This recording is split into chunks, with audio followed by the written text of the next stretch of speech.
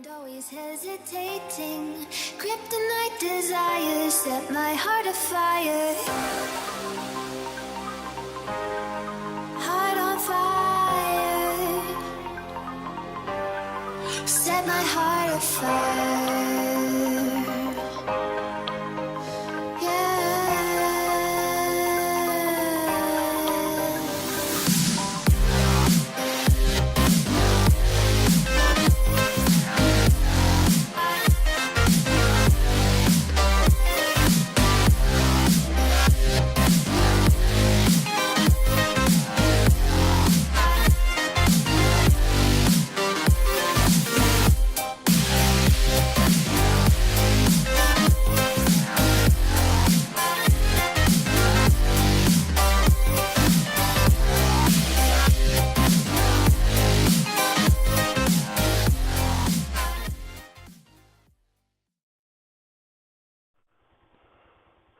Right, okay.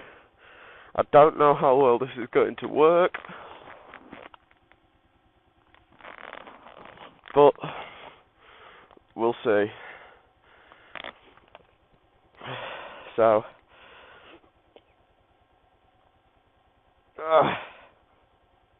that's in my pocket.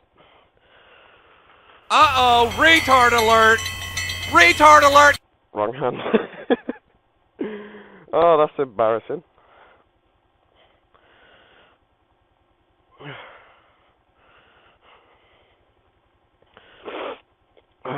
Right. Come on, you thing.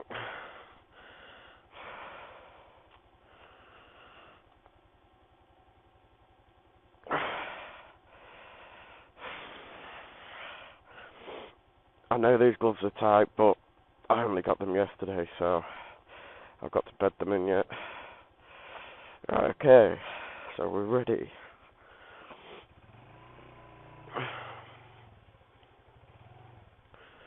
Right, so we're off on a little journey, only to the town across from me. It's about half an hour there and back, when I'm not shopping. But basically, today's vlog, if you will, not vlog, monologue, that's the one, is essentially just all to do about with the future, what I'm going to do with this channel, if anything, and riding do's and don'ts. So basically, we'll start with the channel. I'm planning on making this channel. If you see this video, then I've made the channel. It's that simple. If you see the video, the channel's been made, and is up and running. Now, I don't know what the future of the channel is going to be like. It depends on the audience. If the channel gets popular and gets subscribers and such, then videos will become more regular. Right now, I'm sort of balancing a work and riding sort of equilibrium, if you will. I'm doing both at the same time. So, I mean, I don't drive cars, I only have bikes. I don't like cars, I've never been interested in them. So that's why I'm still riding bikes at 19 years old. I could hear a lot of beeping coming from my headset. I don't know what that's about. But we'll see, won't we? Basically, that's all of the future of this channel, if you will. Just entirely depends on you as audience. That sun's bright. It depends entirely on you as an audience. If you give me a good reception and you're all interested and you like the videos that I do, then I'll keep it up, I'll carry on, but uploads won't be regular. I know that pisses some people off that try this again, that uploads aren't regular and they're like one upload every 2 days or something like that, well, that's not what you're going to get with me. My work takes me to different days of the week when I'm working. One week I could be working Monday, Tuesday, Wednesday. The next I could be working Monday, Saturday, Sunday. It's completely random. But 9 out of 10 times it's either 3 or 4 days a week. So you've always got that as well if I don't accept overtime. But nah, you will get uploads, but just not regularly. They might alter between days in the week, so I do apologise about that, but that's something you're going to have to bear with until I get a better career prospect, so it happens. In terms of riding and speaking at the same time, I don't know how regular that's going to be. I don't know if that's going to be a consistent thing, or if it's, because I mean, doing a vlog whilst you're riding isn't the safest of things to do. I mean, I've got an incredibly good attention span and I crashed because I was talking on the phone. So it entirely depends on whether or not I feel safe and comfortable to do so. In built up traffic like we're in now, other than today, I will not speak in it, because it's just too dangerous. You need so much concentration in heavy built up traffic, so it's not worth me putting my life on the line for a YouTube video. I apologise about that, but there are some things I just won't give. My life is one of them, so that's another thing. Now that we've talked about the future of the channel, sorry, I'm bunged up with cold at the minute. Now that we've talked about the future of the channel, we could talk about other things, so riding do's and don'ts. Now, there's a lot of things that you do on a bike, and there's a lot of things that you don't do on a bike.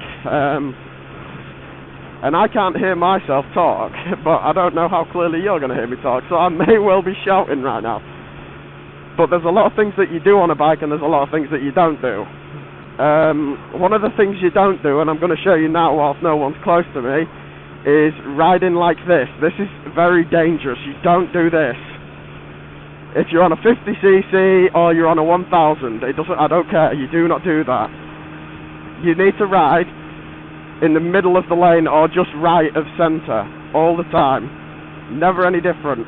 You will see me always in this position, unless I'm changing my road position to turn, such as at a roundabout. You will always see me in this position, and that's to protect the rider.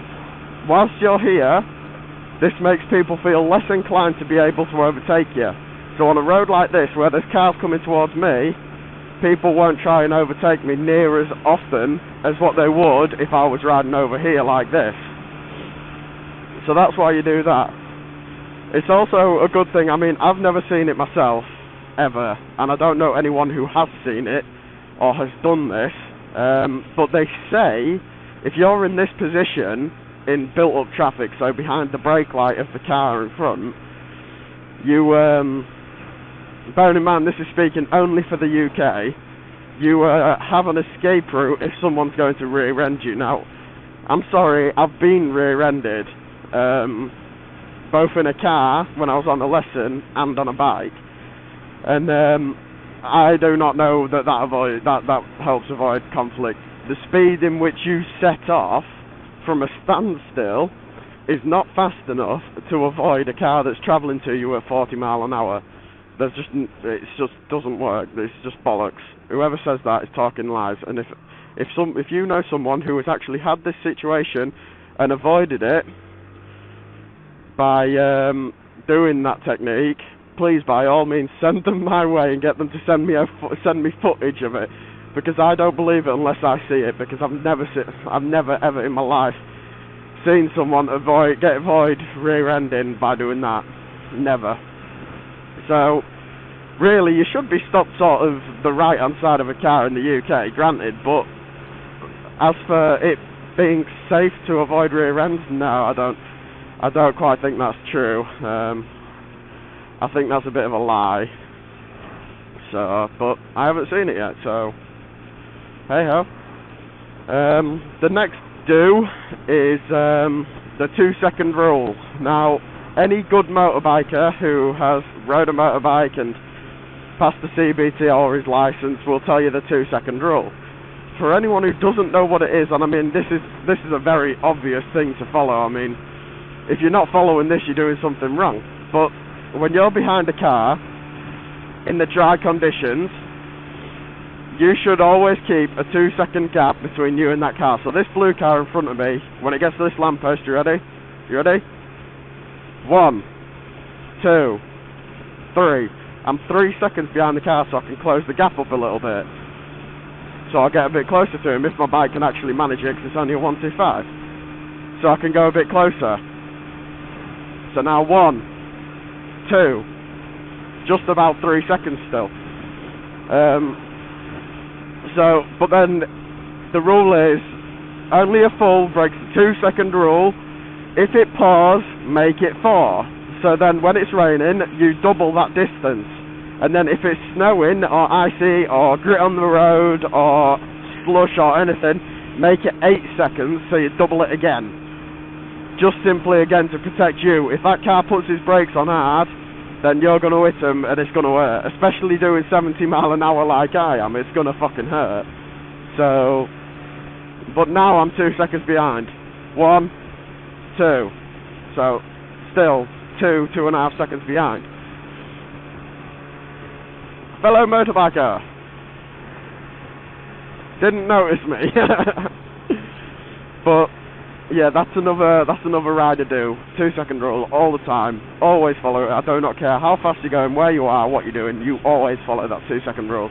Even if you have ABS on your bike, like I do not, follow that rule, because it's there to save your life and the life of others around you. Now, the next one, everyone should know this, even car drivers should know this, is I've just lost my train of thought here because I'm coming to a roundabout.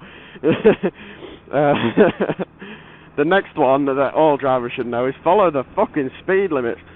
I mean, there's a lot of bikers out there that ride sensibly, don't get me wrong, they ride incredibly sensibly. This person needs to hurry up and follow the speed limit and not go 10 mile an hour under, but hey ho. There's a lot of bikers who follow the speed limit religiously, like me. I will not speed, I don't like it. If I speed, I'm doing it completely accidentally. It's a religion. But at the end of the day, there was a video that was released on Facebook a while ago of someone driving his car at 20 miles an hour, which is the speed limit of my estate. He was driving his car at 20 miles an hour, a little kid ran out in front of him, and he hit her. He didn't have time to stop, and that was at 20 miles an hour. If he was to be doing 30 or 40 miles an hour as opposed to that 20, he would have hit her a lot harder and maybe killed her. So that's what they're in place for, and they need to be followed. And I can still hear a really weird noise coming from my headset, and I don't know what it is.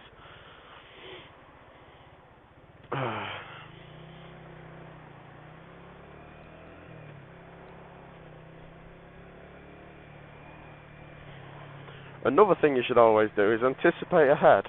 Don't follow the brake lights of the car in front. Brake when you've got reasonable time to brake. Look at the car in front of the car in front. 2 cars ahead. When they start braking, put yours on.